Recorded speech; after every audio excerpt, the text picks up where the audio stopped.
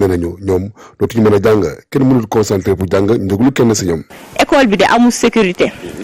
te miir yi wóorul am na classe yoo xam ne tamit wóorul classe yi dañ leen mujjee tëj parce que bóoru si élèves yi te aussi tamit toilettes yi moo ngi nii ñaari toilettes la woon benn bi pour jigéen yi beneen bi pour góor yi léegi yu góor yi dañ ko obligé tëj ndax baaxul léegi dafa bëri ay toj-toj miir yi day daanu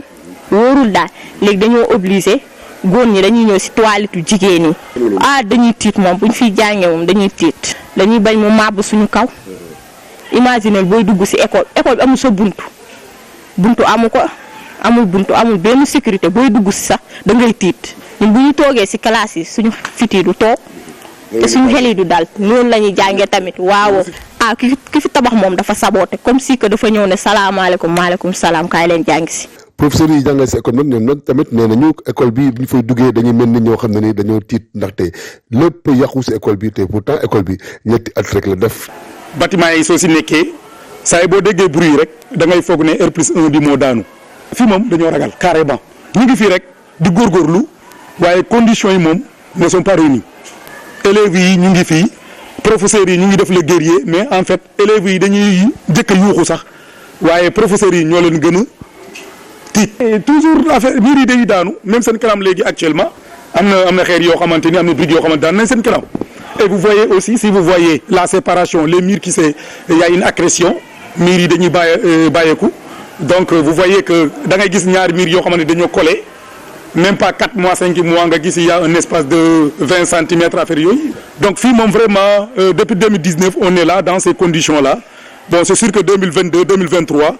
fii moom prof yi duñu dugg ci conditions yi. parents d'élèves bi tamit ñoom nee nañu ko amul kenn koo xam ne mooy responsable ku dul état bi ndaxte mooy joxe projet yi. bon toilettes yi ñoo nekk nii bon gis nga fissure yi mu am déjà gis nga fer wi mu ngi commencé di tordre kon ce qui veut dire que ne bâtiment bi mu wàcc mu reposer bon mur yi moom fissuré na ba de l'intérieur ou à l'extérieur état bi lu ñu koy demander mooy mu ñëw wax ci école bi soit mu délocaliser ko yut suñu doom yi fu mu leen yóbbu parce que aussi sécuriser suñu doom yi parce que c'est des enfants yoo xam ne ils ont droit à l'éducation mais dans de bonnes conditions aussi alors indi leen dugal leen fii bon boo xam ne fii suñuy jàng ils sont pas à l'aise ils sont pas en sécurité alors boo mur bi ba bâtiment yi daanu seen kaw mais après bon c'est la catastrophe. projet ADEMI fii bëri nañu fii si Tëngéej waaye bu ñu xoolee bu baax projet n'importe qui lañ koy jox waaye boo demee si projet yi tey da ngay ruus ndaxte projet yi dañuy waaj a école yi fa nekk dañuy waaj a daanu sax fii si Rufisque Sagna télévision Walfadjri. Théo. yaa ko gis d'abord SG jàngat bi nga def nii à lu mu amee nii noo gisee analyser école bi. Merci Théo. Il se pose vraiment un problème de sécurité dans cette école-là. Et pourtant,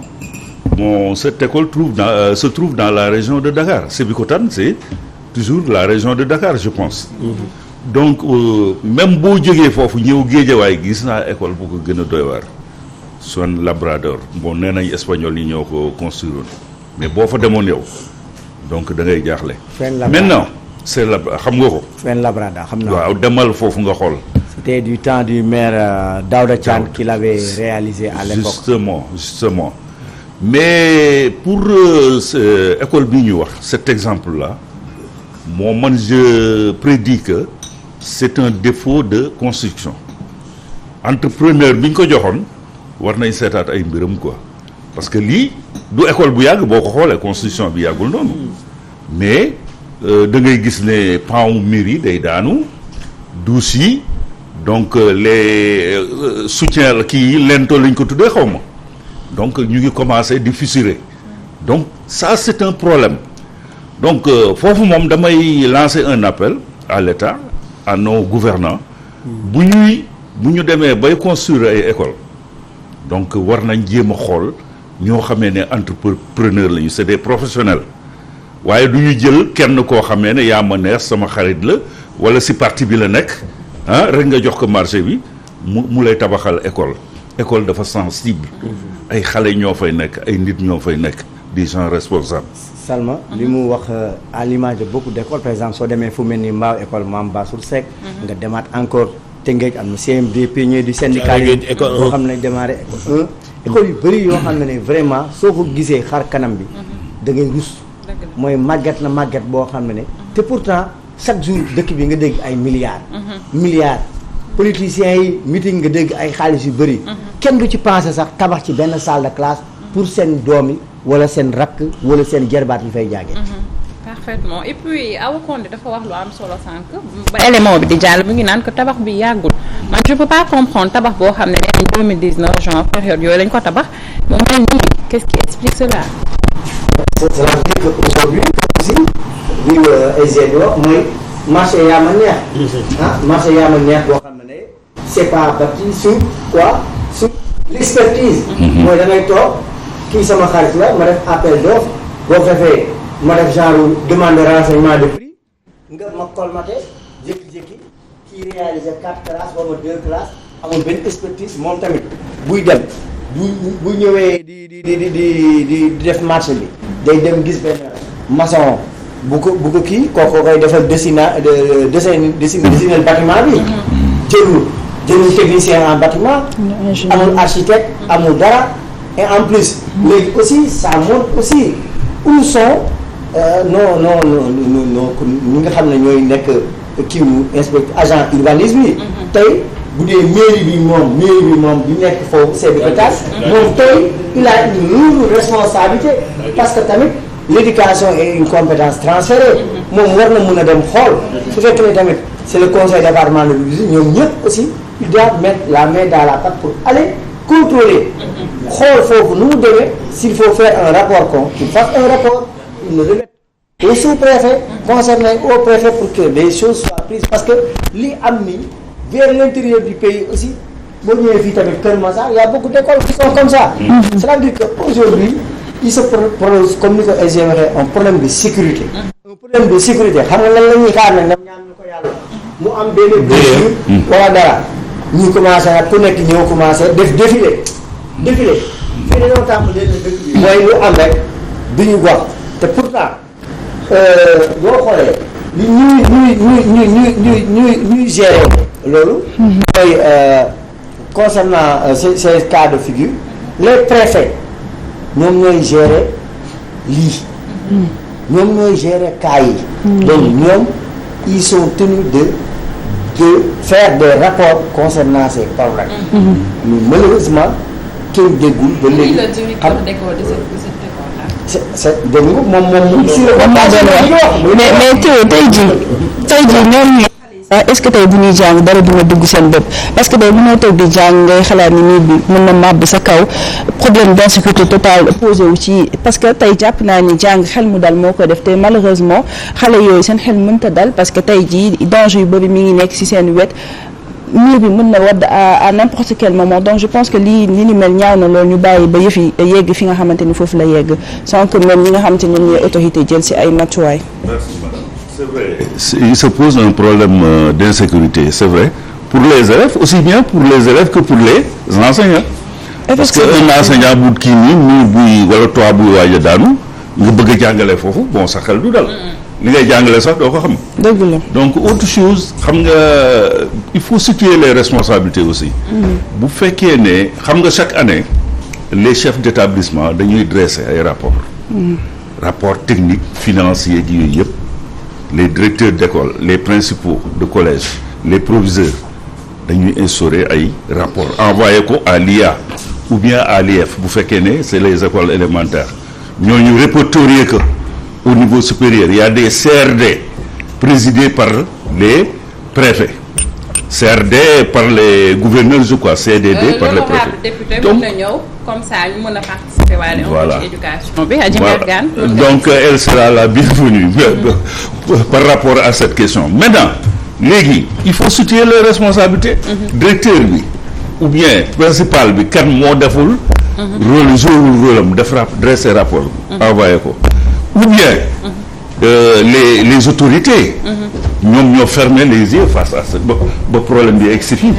parce que lii warul woon egsi fii dañu waxante dëgg n'est-ce pas donc une année c'est acceptable vacances yi jeex moom ñu affaire boobu am ñu defar ko. mais toog nii ba situation bi. dépassé vraiment kii cette ampleur là. bon vraiment ñu nuyu ko dalal ko d'abord. après tamit Penda mayaat ñu ci zoomé image yi pour moom mu commentaire ci. d'accord l'honorable député ñu ngi lay ziar bu baax a baax naka yi tey. ça va alhamdulilah maayoo bi méttiwul woon. daa ma xaw sonn salaamaaleykum maa ngi nuyu bu baax. di leen ziar ñëpp.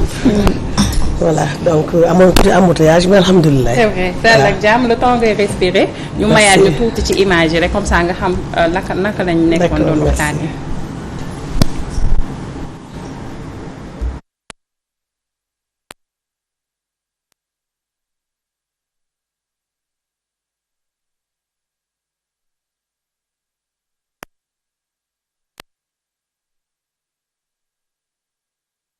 coow lu rëy moo am fii si Sébikotane fii si commune bi nag am na école boo xam ne mu ngi si quartier bu ñuy wax Sébigar école boobu nag bu ñu fa demee dañoo tiit ndaxte élèves yi sax nee nañu ñoom dootuñu mën a jàng kenn mënul concentré pour jàng ñu déglu kenn si ñoom. école bi de amul sécurité te miir yi wóorul am na classe yoo xam ne tamit wóorul classe yi dañu leen mujjee tëj parce que bóoru si élèves yi te aussi tamit toilettes yi moo ngi nii ñaari toilettes la woon. benn bi pour jigéen yi beneen bi pour góor yi léegi yu góor yi dañ ko obligé tëj ndax baaxul léegi dafa bëri ay toj-toj miir yi day daanu wóorul daal léegi dañoo obligé góor ñi dañuy ñëw ci toilette yu jigéen yi dañuy tiit moom bu ñu fiy jàngee moom dañuy tiit dañuy bañ mu màbb suñu kaw imaginer booy dugg ci école bi amul sa buntu amu ko amul buntu amul benn sécurité booy dugg ci sax da ngay tiit ñun bu ñu toogee ci classe yi suñu fit yi du toog te suñu xel yi du dal noonu la ñuy jàngee tamit waaw ki fi tabax moom dafa saboote comme si que dafa ñëw ne salaamaaleykum maaleykum salaam kaay leen jàngi ci. professeurs yi jàngale si école nag ñoom nag tamit nee nañu école bi bu ñu fay duggee dañuy mel ni ñoo xam ne ni dañoo tiit ndaxte lépp yàqu si école bi te pourtant école bi ñetti at rek la def. bâtiment yi soo si nekkee saa yi boo déggee bruit rek da ngay foog ne R+1 bi moo daanu fii moom dañoo ragal carrément ñu ngi fii rek di góorgóorlu waaye conditions yi moom ne sont pas réunies élèves yi ñu ngi fii professeurs yi ñu ngi def le guerrier mais en fait élèves yi dañuy njëkk a yuuxu sax waaye professeurs yi ñoo leen gën a tiit. toujours affaire miir yi day daanu même seen kanam léegi actuellement am na xeer yoo xamante ni am na briques yoo xamante daan nañ seen kanam et vous voyez aussi si vous voyez la séparation les murs qui y a une accrétion miir yi dañuy bàyyeeku donc vous voyez que da ngay gis ñaari miir yoo xamante dañoo collé. même pas 4 mois 5 mois nga gis il y a un espace de 20 centimètres affaire yooyu donc fii moom vraiment depuis 2019 on est là dans ces conditions là bon c'est sûr que 2022 2023 fii moom prof yi duñu dugg ci conditions yi. parents d'élèves bi tamit ñoom nee nañu ko am na kenn koo xam ne mooy responsable ku dul état bi ndaxte mooy joxe projet yi. bon toilettes yi ñoo nekk nii bon gis nga fissure yi mu am déjà gis nga fer wi mu ngi commencé di tordre kon ce qui veut dire que ne bâtiment bi mu ngi wàcc mu ngi reposer. bon mur yi moom fissuré na ba de l'intérieur vers l'extérieur état bi lu ñu koy demandé mooy mu ñëw wax ci école bi soit mu délocaliser ko yut suñu doom yi fu mu leen yóbbu parce que aussi sécuriser suñu doom yi parce que c'est des enfants yoo xam ne ils ont droit à l'éducation mais dans de bonnes conditions aussi alors indi leen dugal leen fii bon boo xam ne fii suñuy jàng ils sont pas à l'aise ils sont pas en sécurité alors boo mur bi ba bâtiment yi daanu seen kaw mais après bon c'est la catastrophe. projet ADEMI fii bëri nañu fii si Tëngëj waaye bu ñu xoolee bu baax projet n'importe qui lañ koy jox waaye boo demee si projet yi tey da ngay ruus ndaxte projet yi dañuy waaj a école yi fa nekk dañuy waaj a daanu sax fii si Rufisque Sagna télévision Walfadjri. Aïcha Théo. d'abord sa jàngat si lii boo gisee lii. parce que tamit yéen a ngi nekk chaque jour émergence éducation xanaa yéen contrôle action parlementaire amul parce que lu toll nii Tëngéej Sébikotane des députés am na Tëngéej ay Souleymane Ndoye ak yeneen yéen xanaa député yi seen rôle def leen ko parce que yéen a war a dem xool askan bi li ñuy jàmbat pour ngeen jàllale ko askan mais lu mel nii noo ko gisee ay xale di jàngee ci ni ñu ne émergence am na ci éducation. merci beaucoup Théo. maa ngi leen nuyu di nuyu ci plateau bi yëpp di leen sant ci invitation bi dalal bi fii ci seen émission petit déjeuner ngeen may ma aussi man nuyu ñi nga xam ne ñuy seetaan ci biir ci bitim réew ci réseaux sociaux yi di rafetlu bu baax toogaay bi yëpp donc li ngeen fi jàll léegi muy vidéo bu am solo bu am solo parce que ñëpp xam nañu ne école yi ña fa nekk ay tout tànk lañu suñu njaboot lañu ña fay jàngale tamit si ñun lañu bokk askanu Sénégal la waaye dafa am foo tëb rek jëm fa ñëw ci émergence dama jàpp ne émergence ñëpp xam nañu ne c'est des facteurs yu bëri la voilà c'est des indicateurs c'est également ay jéego yoo xam ne tey jii teg nañu ko kii ko teg muy le président de la République mi nga xam ne dafa jógee ci vision ñëw ci action ñëw ci des réalisations concrètes et palpables donc lii yaakaar naa ne ci lenn loo xam ne la amaan na très rapidement ñi nga xam ne ñoo yor éducation nationale nga xam ne ñu ngi teg jéego yu am solo nag jëmale ko ci wàllum tabax ay école tabax ay lycée di réhabiliter école yu bëri man ma gis ko mu ci gox-goxaat yi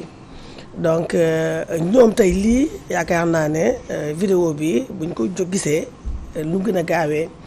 dañu jël disposition parce que président de la République le président Macky Sall loolu lay dox loolu mooy liggéeyam te boobu ba tey mu ngi ciy ñëw maa ngi ñëw action gouvernementale dinaa ci ñëw parlementaire dinaa ci ñëw te ngeen am ngeen fa ay représentants xanaa tey ñoom ñii xamuñu wala yéeguñu li ñi di dund parce que ñoom tey ñoo waroon dem xool li askan bi di jàmbat ñu ñëw toog assemblée nekkat bu ministre bi jaaree foofu ñu ne ko diw école nangam mu ngi jàmbat lii xanaa comme yéen a ngi vante ne que carrément que yéen fi ngeen jaar assemblée bi am nga loo leen liggéey mais xanaa lu mel ni lii ñoom yéeguñu ko wala xamuñu lu askan bi di dund. ci laay ñëw xam nga nag loo gis rek comme dañuy wax askanu Sénégal ba wax ak ñoom it da ngay wax ak ñoom luñ mën a dégg lu leer tamit. waaye boo soxoo rek yaakaar naa ne day indi réeroo moo tax même dissertation sax da ngay jógee ci général ñëw ci particulier et ça c'est extrêmement important. léegi may wax ne tamit ñëw nga ci nee nga liggéeyu parlement ñëpp xam nañ ne ñi nga xam ne ñoo toog ci pencum ndaw réew mi mu ñoo leen député dañ fa toogal askan. te bu ñuy fàttaliku le 20 mars 2016 ak référendum bi nga xam ne mooy indi réforme yu bëri am na benn prérogative boo xam ne dañ ko jox député bi mooy mun a contrôler mooy saytu. action gouvernement di xool li nga xam ne moom lay liggéey di évaluer loolu dafa bokk léegi ñun ci suñuy prérogative te député bu ci nekk yaa ngi cay dox na mu waree di ci bay sa waar na mu waree loolu moo waral day déjà les séances de redevabilité mooy député boo xam ne day da ci goxam bu ñuy ñëw assemblée session tijjee ko dañuy oo senu ñuy dëkkal muy ndaw ñi muy jigéen ñi muy béykat yi muy éleveur ku mën a nekk ci gox ba toog waxtaan ak ñoom jël seeni mbëbët indi ko assemblée nationale bu ñu paree liggéey bi tamit dañu jëlaat la nga xam ne mooy réalisation mooy la président l'exécutif liggéey ak la mu namm ma def delluwaat ca base ba owaat ñëpp ñu toogaat mu wax ne lii la ñu def lii moo des jéego yi la ñu teg lii moo nekk en cours de réalisation donc li ngay wax nii mooy école boo xam ne tey am na ay jafe-jafe la loolu jàpp naa ne député ba ca gox ba muy Tëngéej tey information bu ñëwee ca moom jéego ba mu ci war a def dina ko ci def xam mais nag député mënul xëy sa dàllam rek di wax ci kër yi c'est-à-dire que les citoyens tamit dañu am benn responsabilité boobu mooy ni ñu def nii ñëw ci Walfadjri ma ñëw teewoo boo soxlee seen baat maa ngi ñëw seen kër fëgg waaw daana la y a pas contradiction boo soxlee tey nga bëgg nga yow nga bëgg falu empoché xaalis waaw boobu d'accord maa ngi ñëw xam nga boo soxlaa seen baat pour ñu fal la pour nga dem non maa ngi ñëw empoché million chaque weer si ñoom yore oto bu neex dem si tëgg hôtel ñoom seen xaalis ngay kii maa ngi ñëw doy na war de xam nga li ma lay expliquer rek xam nga député